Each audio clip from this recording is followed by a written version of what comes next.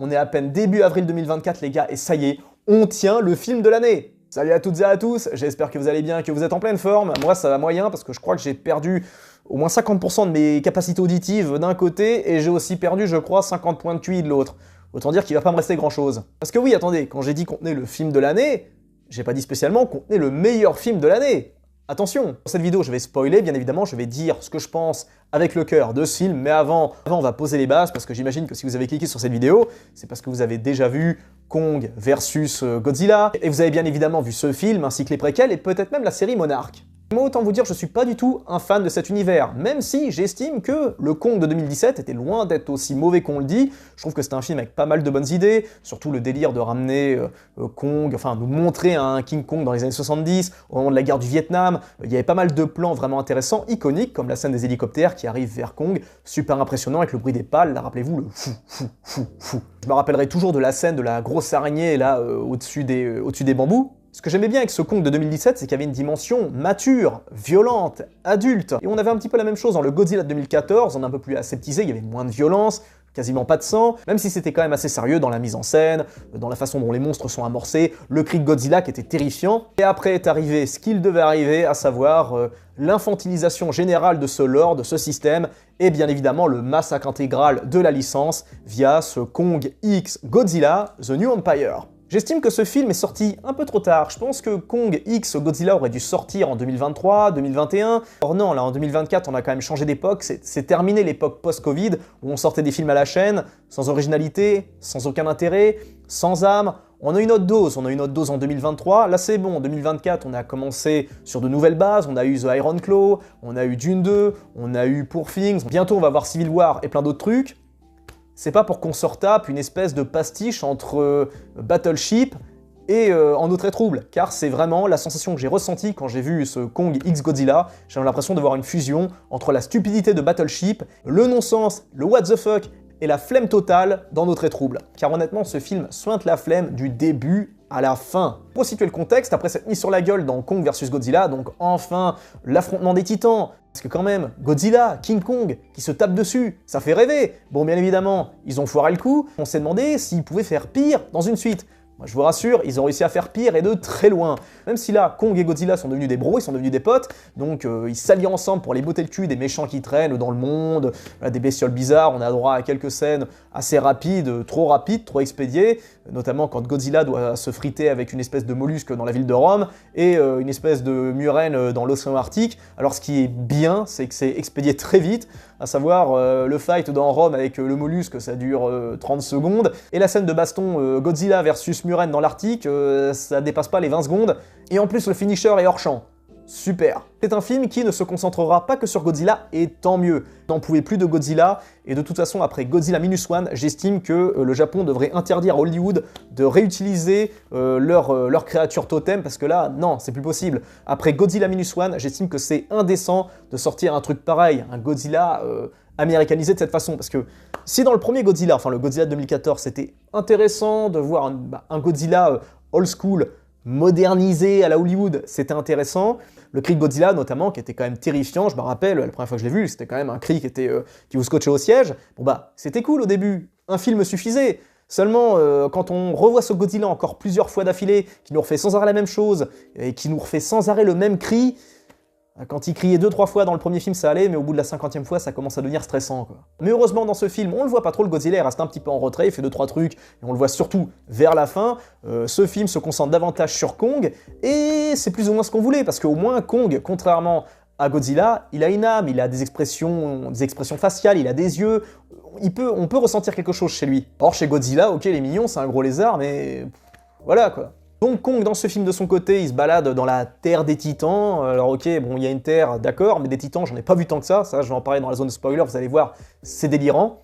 Donc il fait ses bails sur la Terre des Titans, mais il y a un truc qui va pas, il a un problème dedans, il se la fait refaire, oui, enfin, on en parlera plus tard. Mais le truc, c'est qu'il y a un truc qui le dérange dans cette Terre des Titans, donc après s'être fait rafistoler ses chicots, il redescend avec des humains pour aller se friter contre une nouvelle menace, et c'est là que l'escroquerie commence. Alors on va y aller dans la zone de spoiler, mais juste avant pour dire...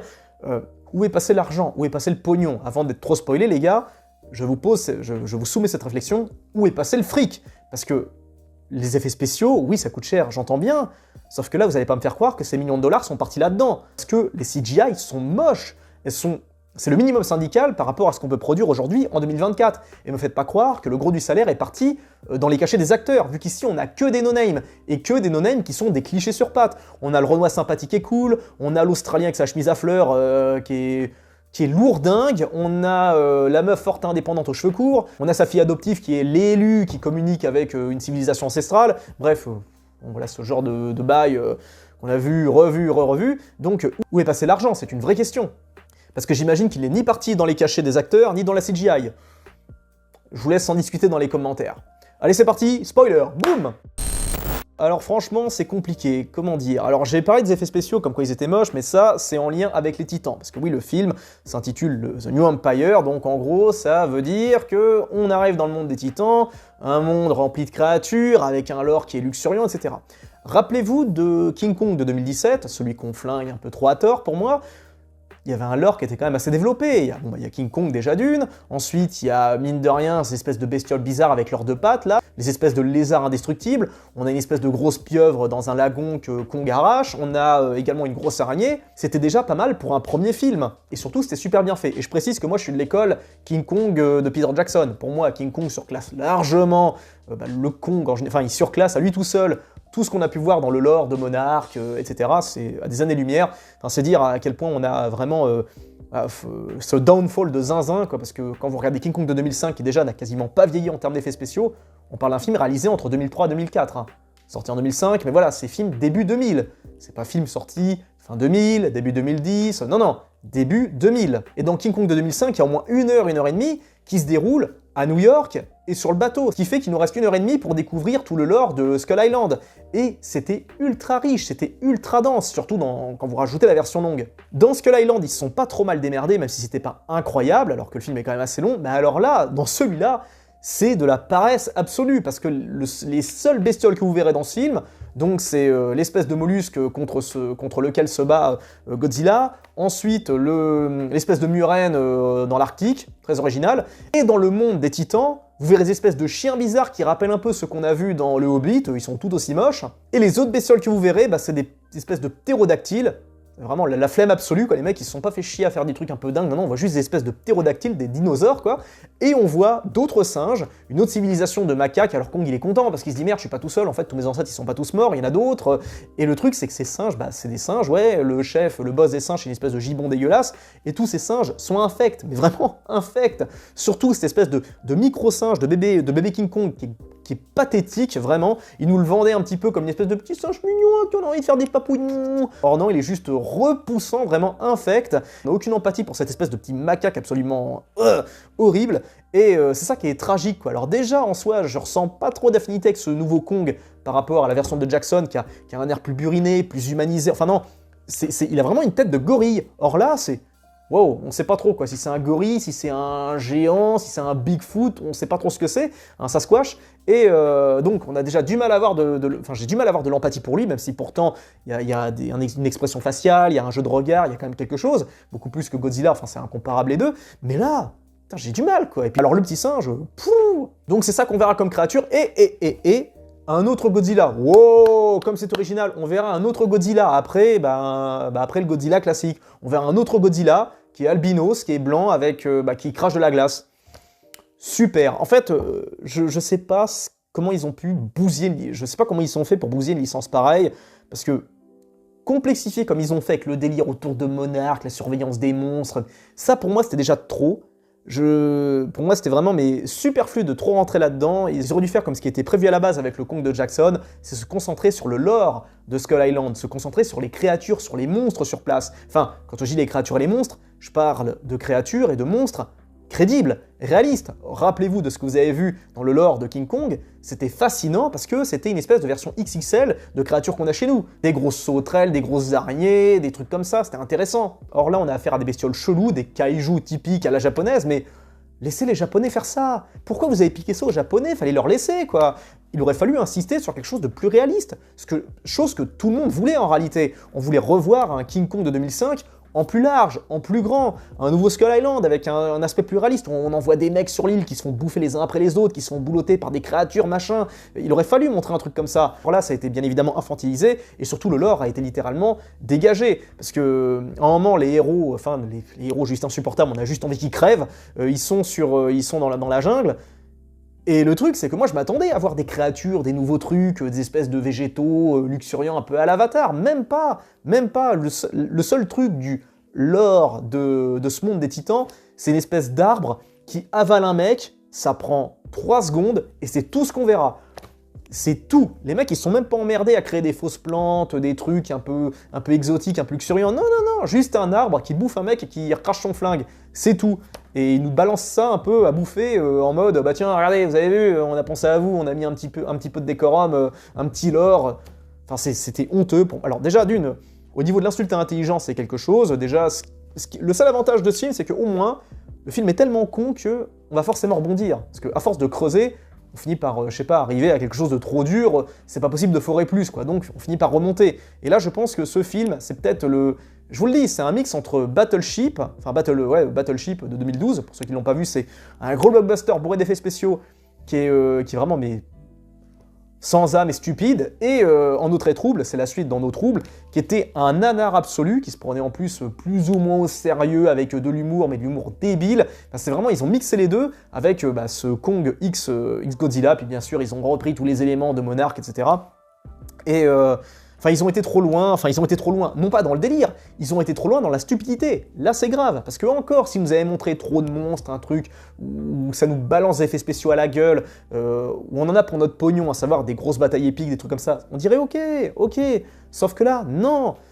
Encore une fois, on perd notre temps avec des personnages sans âme, sans intérêt, inutiles, notamment l'histoire de l'élu, la gamine là, qui communique avec la civilisation ancestrale pour donner de la force à Godzilla. Ça ne servait à rien, on s'en foutait, tous les persos génériques qu'on a vus, revus, c'est bon quoi. Et quand je dis ça, je pense également aux nouvelles générations, qui eux n'ont pas vu les films auxquels je fais allusion. J'estime que leur proposer un truc comme ça, c'est insulter leur intelligence. Les gamins méritent mieux. Ils méritent de revoir des Kong à la Peter Jackson. Et me faites pas croire que c'est pas possible de refaire des trucs comme ça aujourd'hui. Arrêtez. Enfin bref, en tout cas, si je retiens bien un truc, c'est l'absence totale de lore, du moins, ok, on a 2-3 plans intéressants sur l'espèce de monde parallèle, où en gros, il y a cette espèce de perspective, on voit les montagnes en haut et en bas, c'est intéressant, ok.